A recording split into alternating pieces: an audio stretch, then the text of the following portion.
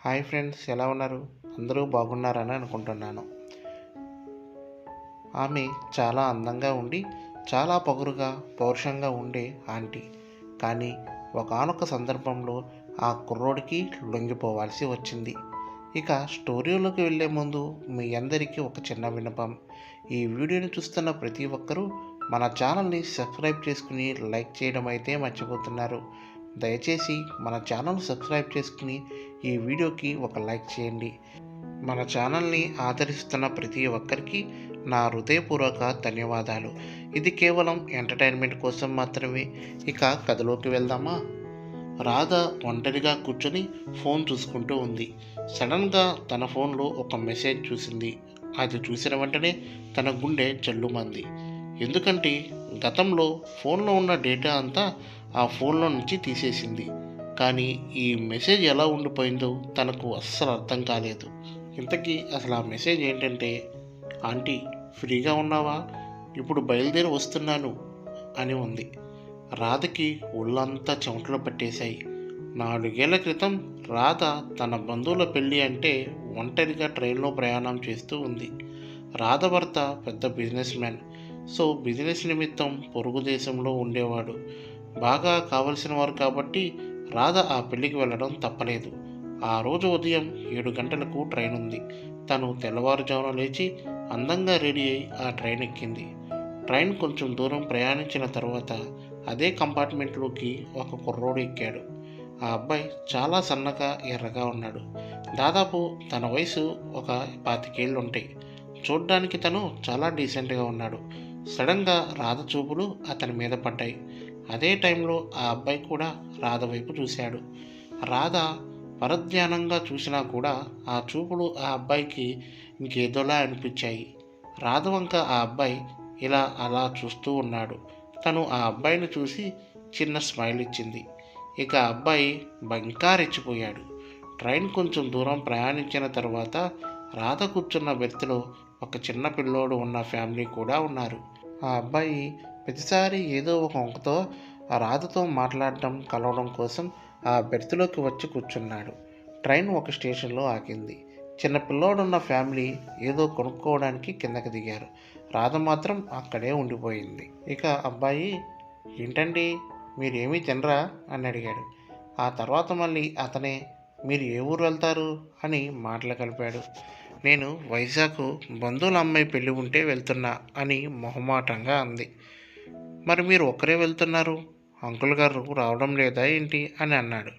లేదు, ఆయన పొరుగు దేశంలో ఉండిపోయారు, అతను రావడానికి కుదరలేదు అని చెప్పింది. రాధకి దాదాపు 40 సంవత్సరాలు ఉంటాయి. కానీ తను చూడ్డానికి 26 ఏళ్ళ అమ్మాయిలా ఉంటుంది. తనకి పెళ్ళయి ఇన్ని సంవత్సరాలైనా కూడా పిల్లలు కలగలేదు. దానితో శరీరం పుష్టిగా కూడా చాలా అందంగా ఉంటుంది. అప్పుడు అబ్బాయి, ఓహో అవునా, మీ పిల్లలు ఏం చేస్తుంటారా ఆంటీ అని అడిగాడు. నాకు పిల్లలు లేరు బాబు అని అంది. అయితే మీరు మీ అత్తయ్య గారితో కలిసి ఉంటున్నారా అని అన్నాడు. లేదు, ఆవిడ వాళ్ళ అమ్మాయి దగ్గర ఉంటుంది అని అంది. అయితే ఆ యాంటీ ఒంటరిగా ఇంట్లో ఒక్కటే ఉంటుందన్నమాట అని మనసులో అనుకున్నాడు. ఇక ఎలాగైనా ఆ ఆంటీతో స్వర్గాన్ని చూడాలని మనసులో ఫిక్స్ అయ్యాడు. వెంటనే జేబులోంచి తన ఫోన్ తీసుకుని ఎవరికో ఫోన్ చేశాడు. అబ్బా, ఈ బ్యాలెన్స్ ఇప్పుడే అయిపోవాలా అని చిరాగ్గా అన్నాడు. ఆ అబ్బాయి టెన్షన్ చూసి రాధ ఏమైంది అని అడిగింది. మా ఇంట్లో వాళ్ళకి ఫోన్ చేద్దామని చూస్తే నా ఫోన్లో బ్యాలెన్స్ అయిపోయిందండి, మీ మొబైల్ ఉంటే ఇస్తారా, కాస్త కాల్ చేసుకుని అని ఇస్తాను అని రిక్వెస్ట్గా అడిగాడు. సరే ఉండు అని రాధ తన హ్యాండ్ బ్యాగ్లో నుంచి మొబైల్ తీసి ఇచ్చింది. వెంటనే ఆ కుర్రాడు తన నెంబర్కి డయల్ చేసేసుకుని, ఫోన్ లిఫ్ట్ చేయడం లేదండి, థ్యాంక్ యూ అని చెప్పి ఇచ్చేశాడు. ట్రైన్ ప్రయాణిస్తున్నంతసేపు ఆ అబ్బాయి రాధతో చాలా చలాకీగా మాట్లాడుతూ ఉన్నాడు. ఆ అబ్బాయి వేసిన డైలాగులకి రాధ కూడా పగలబడి నవ్వుకుంది. ఇంతలో వాళ్ళు దిగాల్సిన స్టేషన్ కూడా వచ్చింది. ఇక ఇద్దరు ఆ స్టేషన్లో దిగి ఎవరి దారిన వాళ్ళు వెళ్ళిపోతారు. సడన్గా 4 రోజులైన తర్వాత రాధ పెళ్లి పనులు చూసుకుని మళ్ళీ తన ఊరు వచ్చేసింది.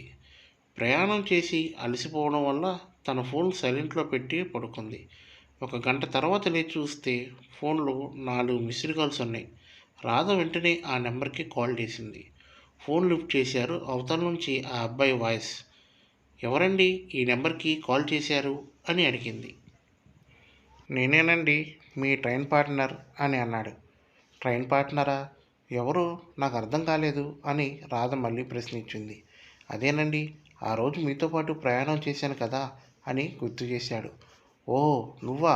ఈ నెంబర్ నీకెలా వచ్చింది అని అంది. నేనే నా నెంబర్కి మిస్డ్ కాల్ ఇచ్చుకున్నాను అని అన్నాడు. ఎందుకు అని అడిగింది. మీరు చాలా అందంగా ఉన్నారు, మీ వాయిస్ కూడా చాలా తీయగా ఉంది అని పొగిడాడు. రాధకి ఏం మాట్లాడాలో అర్థం కాలేదు. నువ్వు చేసింది చాలా తప్పు.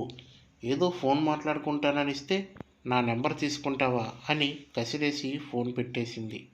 ఆ అబ్బాయి పదే పదే ప్రతిరోజు రాధకి మెసేజ్లు పెడుతూనే ఉండేవాడు. మీరు చాలా క్యూట్గా ఉన్నారు, మీ వాయిస్ చాలా బాగుంది, మీ అందానికి నేను ఫిదా అయ్యాను, ఇలాంటివి పెడుతూ ఉండేవాడు. ఒకరోజు రాధ ఆ అబ్బాయికి ఫోన్ చేసి, పిచ్చి పిచ్చి వేషాలు వేస్తున్నావా, నేను మా ఆయనకి చెప్తాను అని బెదిరించింది. చెప్తే చెప్పండి, మీకోసం చివాట్లు దెబ్బలు తింటాను అని అన్నాడు. అప్పుడు రాధ వీడేంటి చనువిస్తే చంకనెక్కాడు అన్నట్టు ఏదో ట్రైన్లో క్యాజువల్గా మాట్లాడితే తను ఇంకోలా అర్థం చేసుకున్నాడు అని మనసులో అనుకుంది. ఆ ఆలోచనతో రాధ మంచం మీద పడుకుని తన గురించి ఆలోచించడం మొదలుపెట్టింది. నేను అంత అందంగా ఉంటానని నాకు తెలుసు, కానీ ఇంత అందంగా ఉంటానని మాత్రం మా ఆయన ఎప్పుడూ అనలేదు. కానీ ఆ అబ్బాయి మాత్రం నన్ను తెగ పొగిడేస్తున్నాడు అని ముసిముసిగా నవ్వుకుంది. అప్పటి నుంచి రాధ కూడా ఆ అబ్బాయికి ఫ్రెండ్లీగా మెసేజ్ చేసేది. ఆ తర్వాత కొన్ని రోజులకు ఇద్దరు ఫోన్లో మాట్లాడుకోవడం మొదలెట్టారు. కానీ ఫోన్ చేసిన ప్రతిసారి ఆ అబ్బాయి మాత్రం రాధని పొగుడుతూనే ఉండేవాడు. అబ్బాయి మాటలకు రాధ ఇక చాలే ఆపు అని చిలిపిగా కసిరేది. ఇక ఇద్దరూ రొమాంటిక్గా మాట్లాడుకోవడం మొదలుపెట్టారు. ఒకరోజు మాటల సందర్భంలో అబ్బాయి రాధను నాకది కావాలి అని అడిగాడు. మొదట్లో కొంచెం విసుక్కుంది, కానీ అవును, ఆ అబ్బాయి అడిగిన దాంట్లో తప్పేముంది, తను వయసులో ఉన్నాడు. రాధ కూడా ఆ పనికి చాలా దూరమైంది. తను ఉప్పు కారం తింటుంది. ఇన్ని రోజులు భర్తకు దూరంగా ఉంది. తను కూడా యవ్వనంగా ఉంది. ఎన్ని రోజులు ఇలా ఒంటరిగా ఉంటుంది? తనలో కూడా కోరిక మొదలైంది. రాధ కూడా ఆ రుచిని మళ్ళీ చూడాలని అనుకుంది. వెంటనే ఆ అబ్బాయికి ఫోన్ చేసి రమ్మని చెప్పింది. రాధ ఆ రోజు సిల్క్ శారీ కట్టుకుని చాలా అందంగా ముస్తాబైంది. ఆ చీరలో దగదగా మెరిసిపోతూ ఉంది. రాధ ఫోన్ చేసిన కొంత సమయానికి ఆ అబ్బాయి ఇంటికి వచ్చాడు. వచ్చి రాగానే రాధను చూసి ఆ అబ్బాయి ఆగలేకపోయాడు. వెంటనే తన నడుము మీద చేయి వేసి దగ్గరికి లాక్కున్నాడు. రాధకి ఆ టచ్ చాలా బాగా నచ్చింది. ఇక ఆ అబ్బాయి తన ఆవేశానికి పని చెప్పాడు. మొదటిగా రాధ అధరాలను టచ్ చేశాడు. నెమ్మదిగా తన రెండు చేతులను ఆ బాల్స్ మీదకు పోనిచ్చాడు. రాధ మైకంలోకి వెళ్ళిపోతుంది. ఇక ఆమె కూడా ఒక్క నిమిషం కూడా ఆగలేకపోయింది. వెంటనే ఆ అబ్బాయి భుజం మీద తన రెండు చేతులు వేసి దగ్గరికి లాక్కుని ఇక ఆ అబ్బాయి కూడా బాగా రెచ్చిపోయాడు. తనని అమాంతం ఎత్తుకుని గదిలోకి తీసుకెళ్ళాడు. పాలమేగడ లాంటి ఆమె తనువులను అణువణువున ఎక్కడా వదలకుండా చుంబించాడు. రాధ ఆ అబ్బాయి కళ్ళల్లోకి చూస్తూ ఇక అసలు పనికి సిద్ధమని ప్రేరేపించింది. అలా కొన్ని నిమిషాల సమయంలో ఇద్దరి తనువులు ఒకటయ్యాయి. అలా ఎన్నాళ్ళ నుంచో కరువుతో ఉన్న రాధకి ఆ రోజు చేసిన పని సంతృప్తినిచ్చింది. ఇక ఆ రుచిని మర్చిపోలేకపోయింది. ఇక అవకాశం దొరికిన ప్రతిసారి ఆ రుచిని చవిచూస్తూ ఉండేది. ఇంతలో కాలింగ్ బెల్ మోగింది. రాధ ఉలిక్కిపడి నిద్రలేచింది. చుట్టూ చూస్తే ఎవరూ లేరు. అంటే ఇప్పటిదాకా జరిగింది కల అన్నమాట అని అనుకుని వెళ్ళి తలుపు తీసింది. ఎదురుగా ఆ అబ్బాయి నుంచునున్నాడు. అతనిని లోపలికి రమ్మంది. ఆ అబ్బాయి వెంటనే రాధని పట్టుకోబోయాడు. అబ్బా, ఆగు, తొందరపడకు, ముందు వెళ్ళి నువ్వు ఫేస్ వాష్ చేసుకుని రా అని చెప్పింది. ఇక ఆ అబ్బాయి కంగారుగా ఫోన్ టేబుల్ మీద పెట్టేసి బాత్రూంలోకి వెళ్ళిపోయాడు. ఇంతలో ఆ అబ్బాయి ఫోన్కి ఒక మెసేజ్ వచ్చింది. రాధ చాలా చనువుగా ఆ ఫోన్ తీసుకుని మెసేజ్ని ఓపెన్ చేసింది. అందులో ఆ అబ్బాయి ఫ్రెండ్ రవి, ఏంట్రా, ఆంటీతో పనైందా, ఎలా ఉంది, వచ్చిన తర్వాత నాకు ప్రతిదీ క్లియర్గా చెప్పాలి అని మెసేజ్ చేశాడు. అంటే వీడు మా ఇద్దరి గురించి అందరికీ చెప్పేస్తున్నాడన్నమాట అని రాధకి కొంచెం భయం పట్టుకుంది. ఇక ఎలాగైనా తనని దూరం పెట్టాలని నిర్ణయించుకుంది. ఇంతలో ఆ అబ్బాయి వచ్చాడు. అతన్ని వచ్చేసరికి రాధ దిగులుగా కూర్చొని ఆలోచిస్తుంది. ఏమైంది అని అడిగాడు. సడన్గా నాకు కొంచెం జ్వరం వచ్చేసింది. మనం ఇంకో రోజు కలుద్దామా అని అంది. ఆ అబ్బాయికి బాగా కోపం వచ్చింది. ఏంటి, నాటకాలు ఆడుతున్నావా? నేను అంత దూరం నుంచి వచ్చాను. నువ్వు మనసులో ఏదో పెట్టుకుని ఇలా చేస్తున్నావు.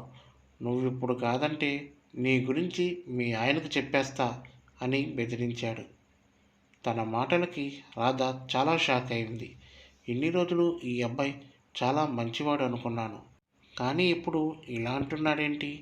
తనతో కలిస్తే రేపు ఇంకేమైనా అవ్వచ్చు. అమ్మో అని మనసులో అనుకుని చెప్పుకుంటే చెప్పుకో అని గట్టిగా వార్నింగ్ ఇచ్చింది. ఇంకెప్పుడు నన్ను కలవద్దు, నాకు ఫోన్ కూడా చేయకు అని చెప్పింది రాధ. రాధ మాటలు విని ఇక చేసేదేం లేక ఆడు తిరిగి వెనక్కి వెళ్ళిపోయాడు. వెంటనే రాధ తెలుసో తెలియకో చిన్న తప్పు చేశాను, అది ఎంతవరకు దారి తీస్తుందో అని అనుకోలేదు.